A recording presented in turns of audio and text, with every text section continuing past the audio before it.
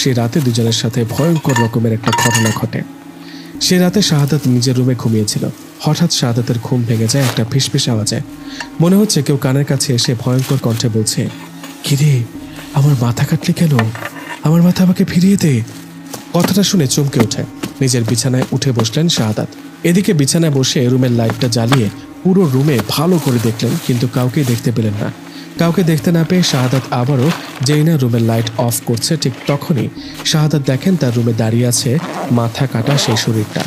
মাথাবিহীন শরীর দেখে শাহাদাত চিৎকার দিতে যাবে, ঠিক তখনই সেই মুহূর্তে অবয়বটা শাহাদাতের পা টেনে ধরে টানতে টানতে নিয়ে যেতে লাগলো কবরস্থানের দিকে। এমন অবস্থায় শাহাদাত চিৎকার করতে লাগলো। শাহাদাতের চিৎকারে ওর বাড়ির লোকেরা বের হন আর বাইরে গিয়ে দেখেন শাহাদাত জ্ঞান হারিয়ে মাটিতে পড়ে আছে। শাহাদাতের এমন অবস্থায় ওকে সবাই ধরাধরি করে রুমে নিয়ে আসে।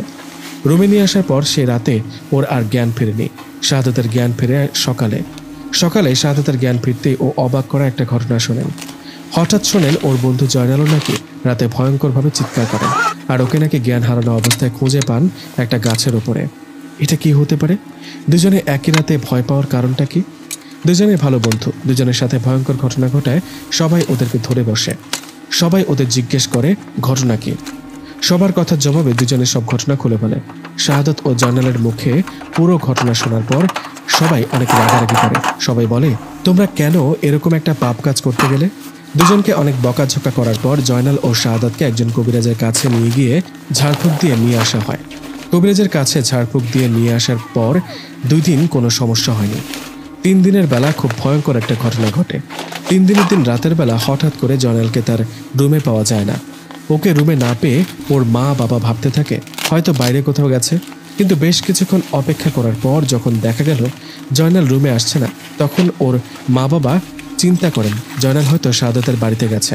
এই ভেবে জয়নালের বাবা শাহাদাতের বাড়িতে যাবেন, ঠিক তখনই উল্টো শাহাদাতের বাবাই ওদের বাড়িতে আসলো। শাহাদাতের বাবাকে দেখে জয়নালের বাবা বললেন, কি ব্যাপার, আপনি এখানে? আমি তো আপনার বাড়িতে যাচ্ছিলাম, জয়নাল রুমে নেই, ও কি আপনাদের বাড়িতে গেছে?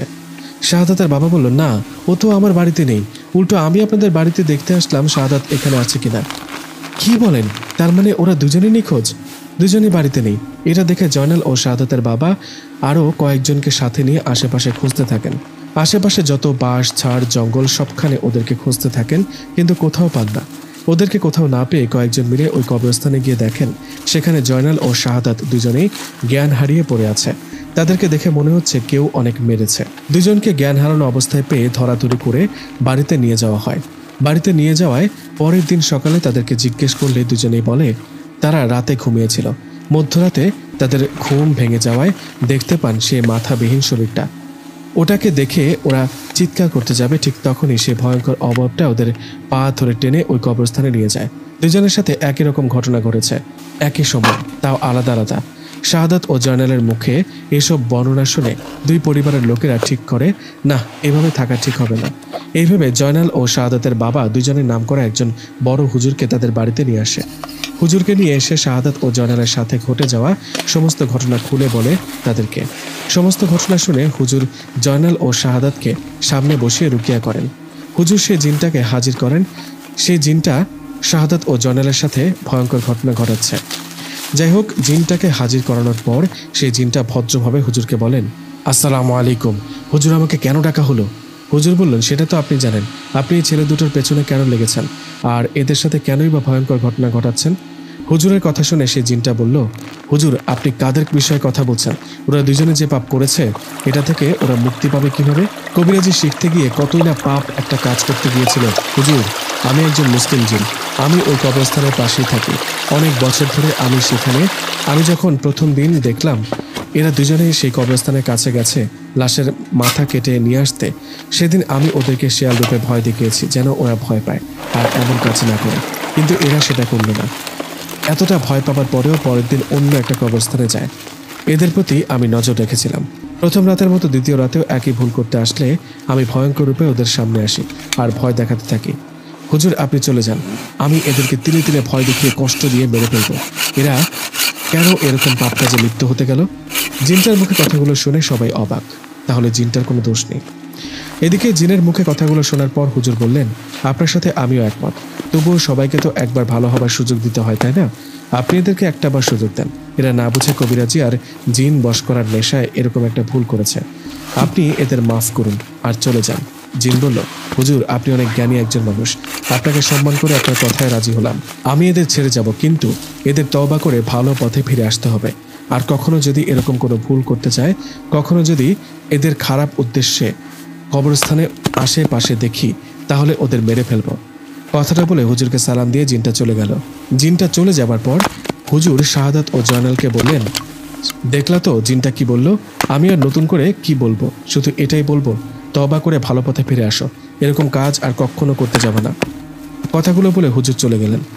এদিকে হুজুর চলে যাওয়ার পর জয়নাল ও শাহাদাত ওদের বাড়ির লোকেরাও দুজনকে বোঝালো। ওদের বললেন এসব কাজ যেন আর কখনো না যায়। পরিবারের সবার কথায় জয়নাল ও শাহাদাত এরাও সবাইকে কথা দেন এরা আর কবিরাজি শেখার নেশায় কোনো কবরস্থানে যাবে না, লাশের মাথা কেটে নিয়ে আসতে। তারা এগুলো বিষয়ে আর যাবে না। এগুলো বিষয়ে তওবা করেছেন। এদের কথায় সবাই অনেক খুশি হন। যাই হোক, এভাবে কয়েকদিন কেটে যায়। এই কয়েকদিনে তাদের সাথে আর কোনো সমস্যা হয় না, সবকিছু স্বাভাবিক হয়ে যায়। সবকিছু স্বাভাবিক হবার পর একদিন জয়নাল ও শাহাদাত জয়নালদের বাড়িতে বসে গল্প করছিল। গল্প করার এক ফাঁকে জয়নালের যে দাদা, উনি সেখানে চলে আসেন। জয়নালের দাদা এসে দুজনকে উদ্দেশ্য করে বলেন, কিরে, দুইজনে আবার কি বুদ্ধি করিস? নতুন কোনো প্ল্যান করছিস নাকি? শাহাদাত বলল, আরে না দাদা, এমনি বসে গল্প করছিলাম। জয়নাল বলল, একবার না বুঝে ভুল করেছি বলে কি বারবার ভুল করব? দাদা বলল, এসবের মধ্যে কিন্তু আর ভুলেও যাবি না, তাহলে তোদের অবস্থাও জলিলের মতো হবে। শাহাদাত বলল, জলিল? উনি আবার কে দাদু? আর ওনার কথাই বা আমাদের বলছেন কেন? দাদা বলল, জলিল আমার ছোটবেলার বন্ধু, ওর বাড়ি আমাদের গ্রাম থেকে 2 গ্রাম পরে। জলিলও তোদের মতো কবিরাজি শিখতে চেয়েছিল। ওরও তো তোদের মতো জিন বশ করার নেশা মাথায় ঢুকেছিল। তোরা তো সফল হতে পারিসনি, কিন্তু জলিল ঠিকই সফল হয়েছিল। জলিল কবিরাজি শিখে কালো জাদুর মাধ্যমে কয়েকটা জিন সহ একটা পরীকেও বশে নিয়ে আসছিল। শাহাদাত বলল, কি সত্যি? হ্যাঁ সত্যি। অবাক করা কাহিনী তো। দাদা বলেন, উনি কিভাবে এসব করলো? সবকিছু শুনতে বেশ আগ্রহ লাগছে বুঝি, ইচ্ছে করছে শুনতে? শাহাদাত বলল, হ্যাঁ দাদু, খুব ইচ্ছে করছে। দাদু বলল, কিন্তু আমি তো পুরো ঘটনা জানি না।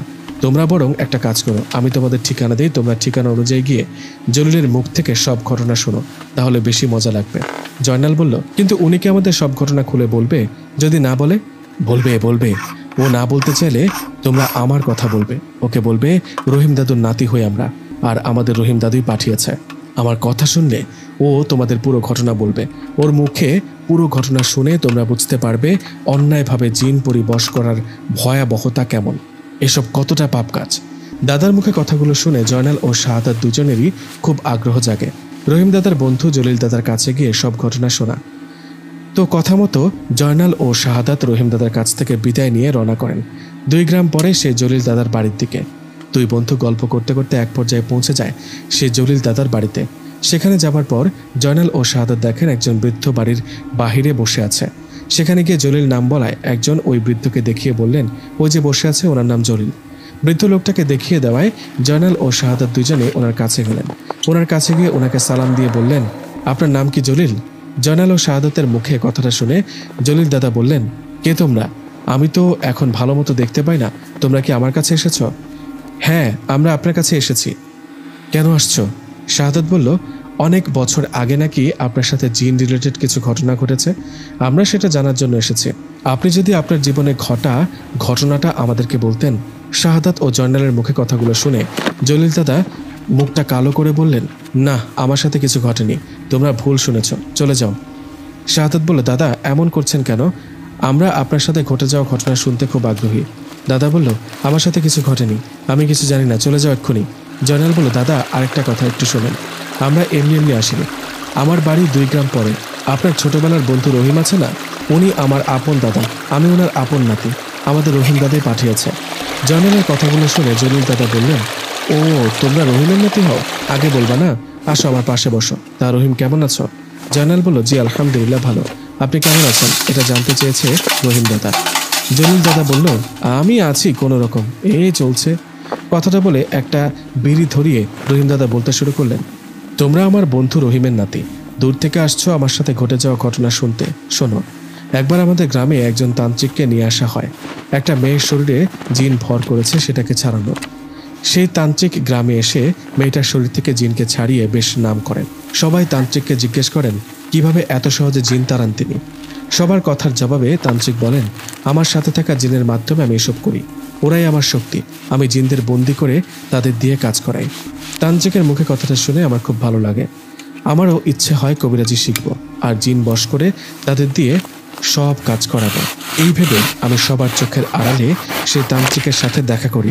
জলিল দাদা বললেন, আমি সবার চোখের আড়ালে সেই তান্ত্রিকের সাথে দেখা করি। জয়নাল বলল, তারপর দেখা করে ওনাকে কি বললা? জলিল দাদা বলল, আমি ওনার সাথে দেখা করি আর ওনাকে বলি আমিও কবিরাজি শিখতে চাই, আমাকে যেন তার শিষ্য করে নেন। আমার কথায় সেই তান্ত্রিক প্রথম কথায় না করে নেন। তখন তান্ত্রিক বলেন, এগুলো যার তার কাজ না, এটা একটা ভয়ঙ্কর জগৎ, যে জগতে একটু উল্টো পাল্টা করলে শাস্তি পেতে হয়, মরতে হয় জিনদের কাছে। তান্ত্রিকের কথায় আমি বলি, আমি পারবো, আপনি বলুন আমাকে কি করতে হবে, কি করলে আমি আপনার মতো করে নাম করা তান্ত্রিক হতে পারবো, কি করলে জিনেরা আমার বশে থাকবে। আমার কথায় তান্ত্রিক বললেন, বোকা ছেলে, বলে কি, জিন বশে আনা এত সহজ না, এর জন্য অনেক সাধনা করতে হয়, অনেক শক্তিশালী হতে হবে। তান্ত্রিকের এমন কথায় আমি সাহস নিয়ে বলি, আমি পারবো এগুলা করতে, একবার বলে দেখুন, একবার আমাকে পরীক্ষা করে দেখুন। আমার সাহস দেখে তান্ত্রিক বললেন, ঠিক আছে, তোমাকে আমি কবিরাজি শেখাবো, তোমাকে আমার শিষ্য বানাবো। এর জন্য তোমাকে অনেক সাহসের পরীক্ষা দিতে হবে। তোমাকে 2 রাত পরীক্ষা করব আর কিছু কাজ করতে দিব। প্রথম রাতে তোমাকে যেতে হবে একটা কবরস্থানে, সেখানে গিয়ে নতুন কবর হওয়া একটা কবর থেকে সেই লাশের মাথার চুল আর তার হাতের 2টো আঙুল কেটে নিয়ে আসতে হবে। তান্ত্রিকের কথায় আমি শুরুতে ভয় পেলেও কবিরাজি আর জিন বশ করার নেশায় আমি রাজি হয়ে যাই। তখন সেই তান্ত্রিক আমাকে বলেন, আজ মধ্যরাতে কোনো এক কবরস্থানে